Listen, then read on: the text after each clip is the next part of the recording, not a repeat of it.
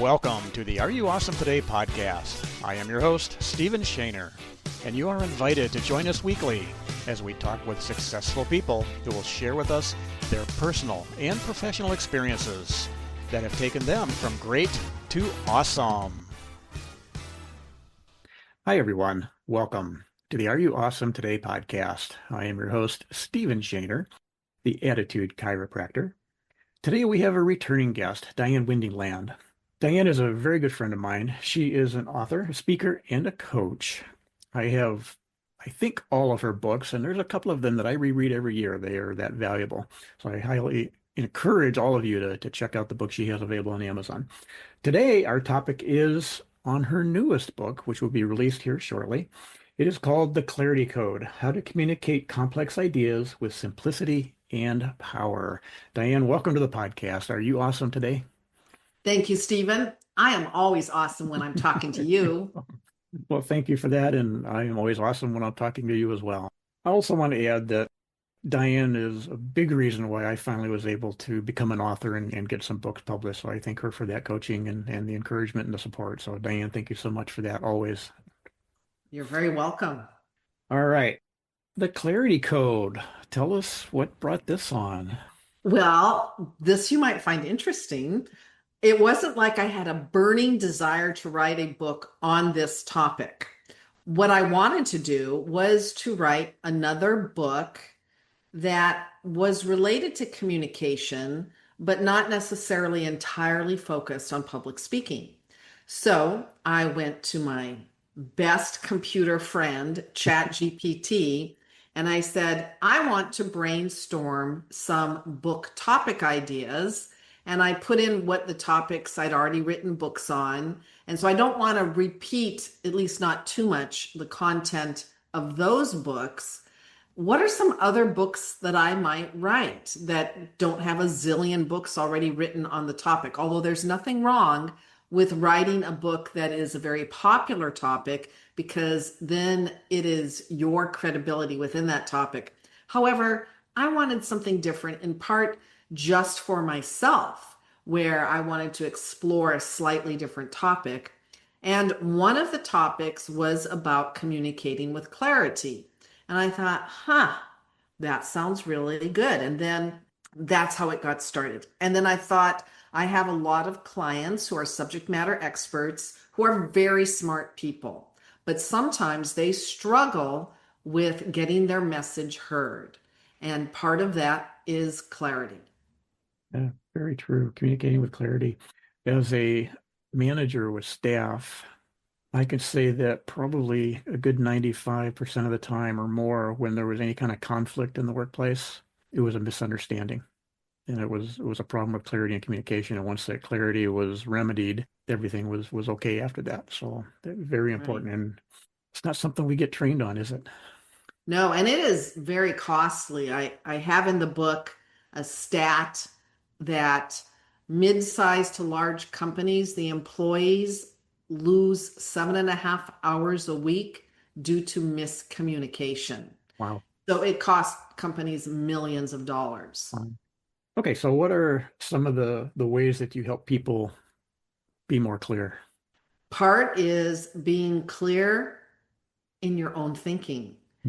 That is often very challenging for people. I've had people come to me, clients that have an idea for a message or a communication or a presentation, and it's like they want to include everything because they don't even know exactly what they want to say or the effect, the impact that they want their message to have.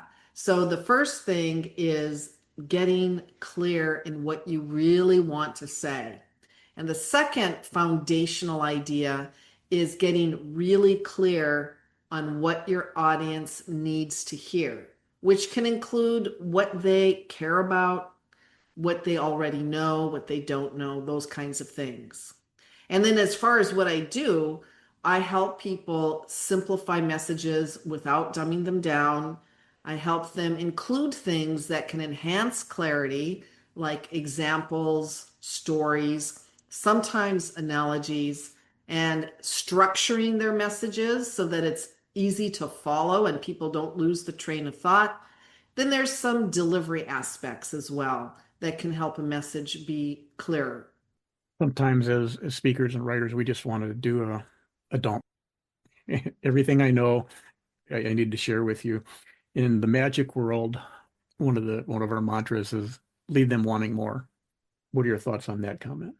Well, leave them wanting more is good as long as they don't want to know something critical. What you're saying by leaving them wanting more is not that they feel like, gee, this is confusing. I don't get this. I'd like a little more. That's not the wanting more that you want. Mhm. You want to have delivered a message or a performance that is so enticing and clear that they want to hear more.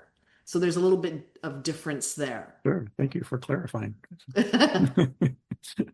Let's see. I just looking through your book at some of the chapters. You actually have a chapter in simplifying without dumbing down. I love that. What do you really want to say? Yeah, that was the first thing, getting clear on your own thinking and purpose. Yeah, then what do they need to hear? Hmm. So let's talk about visual tools. I am not a big user of something like PowerPoint. I have used it when it was necessary, but I was giving a presentation at the Minnesota Quality Conference back in 2005. The person in front of me, the speaker in front of me, was on for 90 minutes, and she spent the entire 90 minutes with her back to the audience, reading her PowerPoint slides verbatim. And looking around the audience, there's quite a few people had their head down on the table. A lot of people walked out. Can it be overused? Well, of course, and not every presentation or communication needs PowerPoint or necessarily even needs visual. And if the visual doesn't even have to be PowerPoint, the visual should enhance and clarify your presentation, possibly add some engaging elements. But one of the things that I think would be very helpful for people is to remember, if you're in a presentation, you want to engage with the audience because your gestures, your facial expression, your vocal variety all add elements that can clarify and enhance your message. So the lady you saw with her back turned toward the audience reading the slides, it's sort of like, why did the audience even need to be there? They could have just got the slide deck and read that deck themselves. Sure. So there is a delivery element to it as well, but there's also how you design the slides. For example, some people put, well, not just some, a lot of people put way too many words on a slide. And think about what happens when you're watching a slide presentation with a lot of words. Your initial impulse, and one that you have a hard time resisting, is to simply read the slide.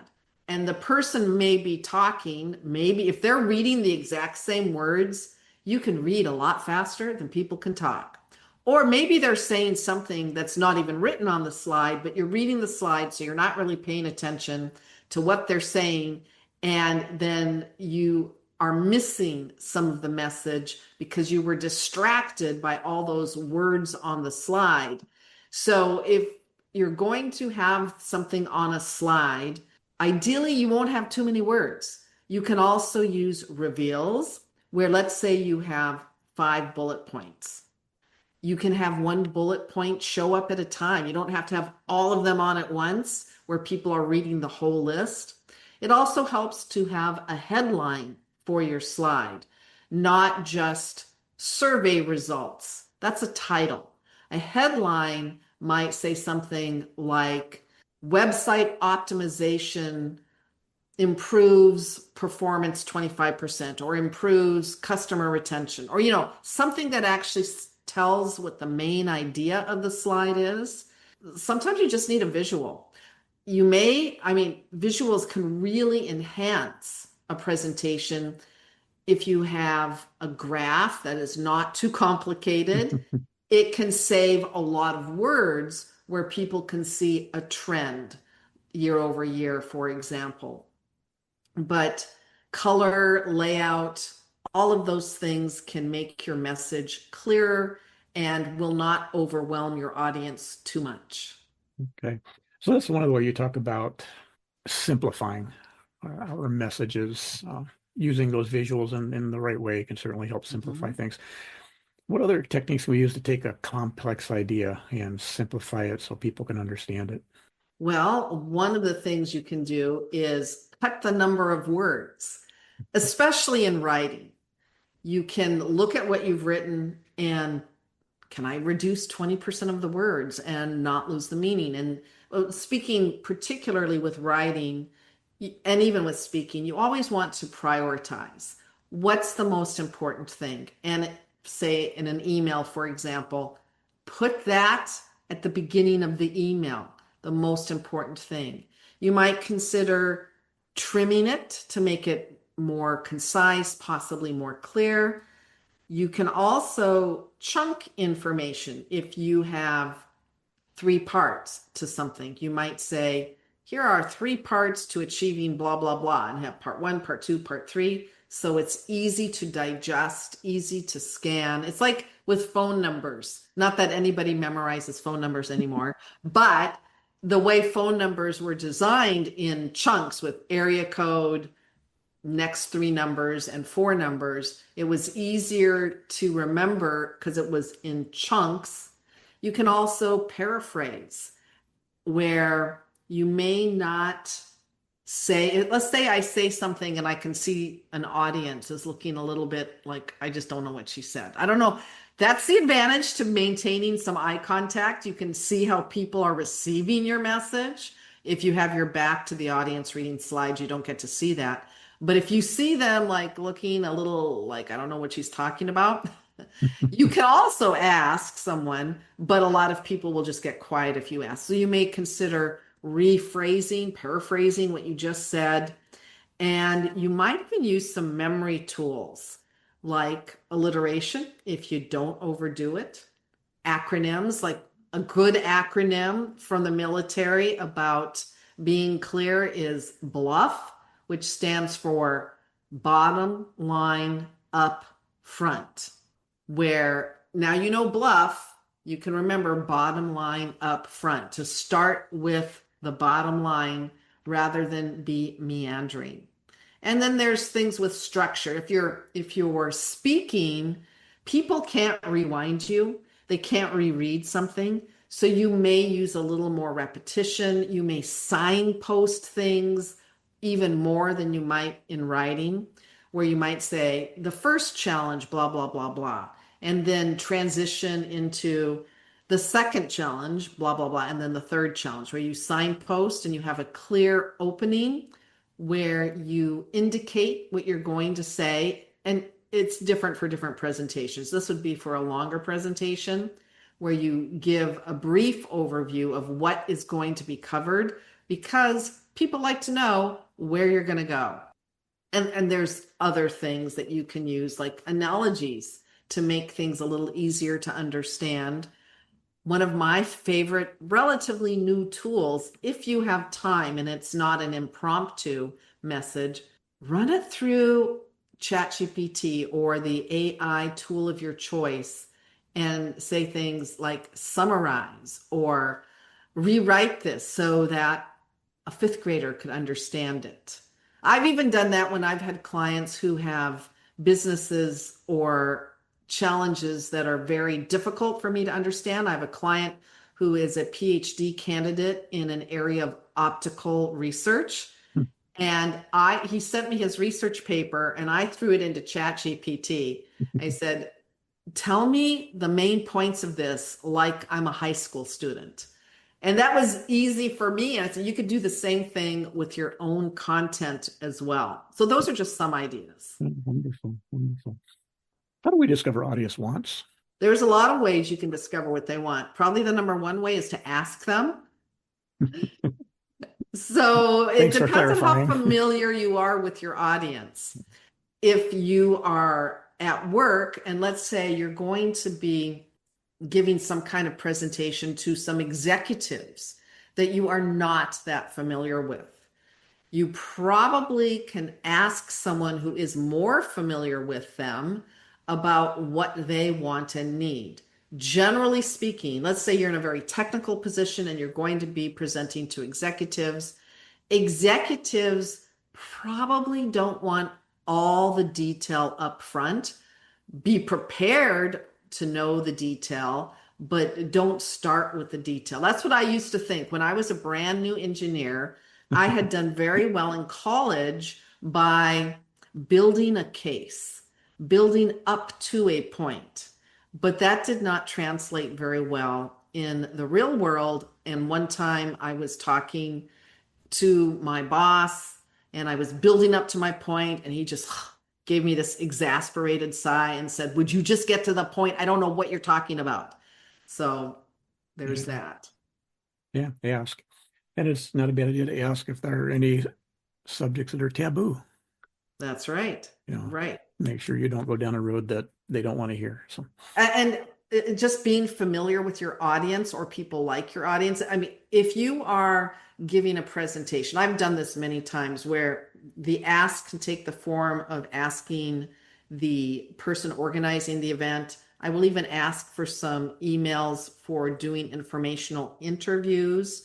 I will look at their website. I might check out LinkedIn profiles of a few people just to get a feeling for the audience. so part of your message in this book is to simplify, but also add real world impact. What are we talking about there? Right. Well, you have to be concerned with what other people care about. And if you're just talking from your own little niche area about what you care about and what's important to you, that may not be important to the people you're caring about or that what they care about.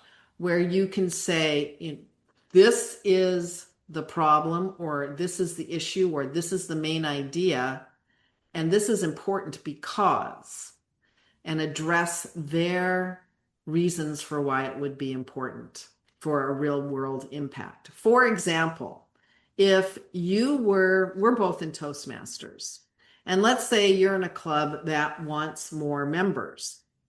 Now, you are not going to have a visitor and tell them, "Please join our club. We really need more members. We want to hit some metrics and you will help us hit them."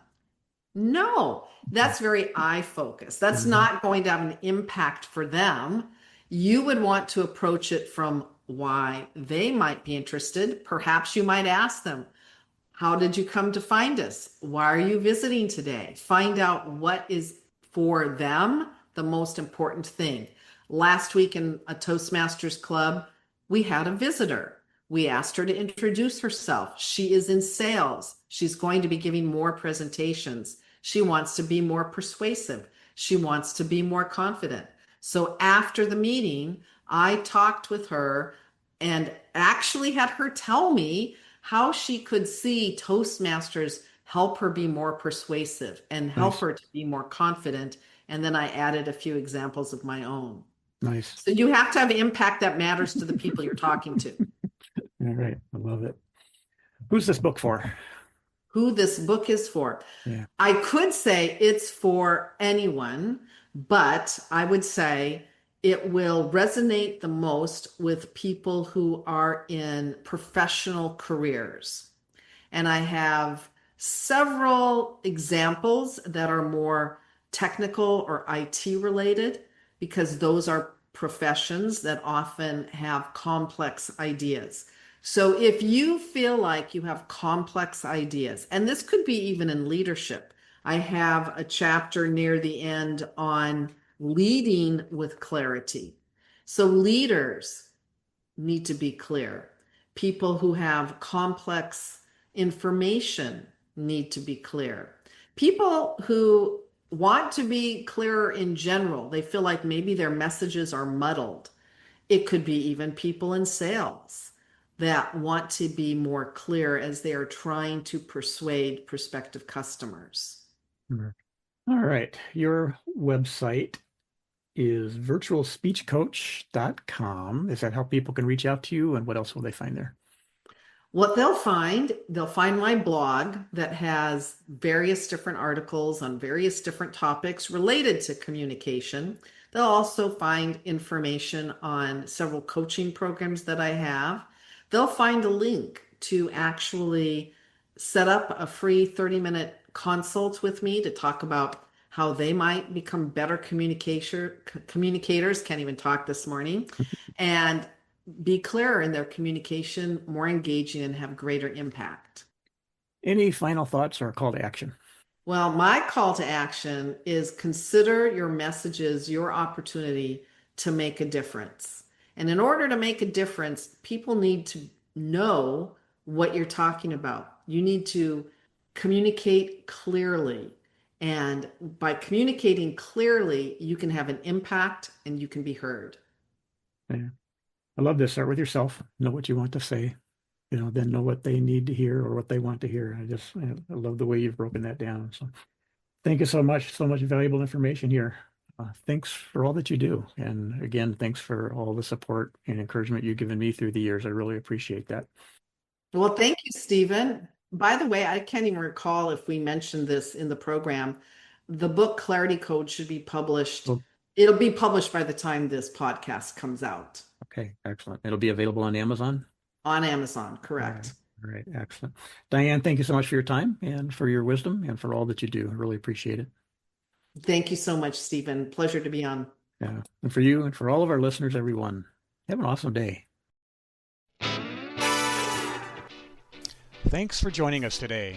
For more information about our podcasts and speakers, and for additional educational resources, connect with us at awesomeattitude.net. Until next time, be you and be awesome.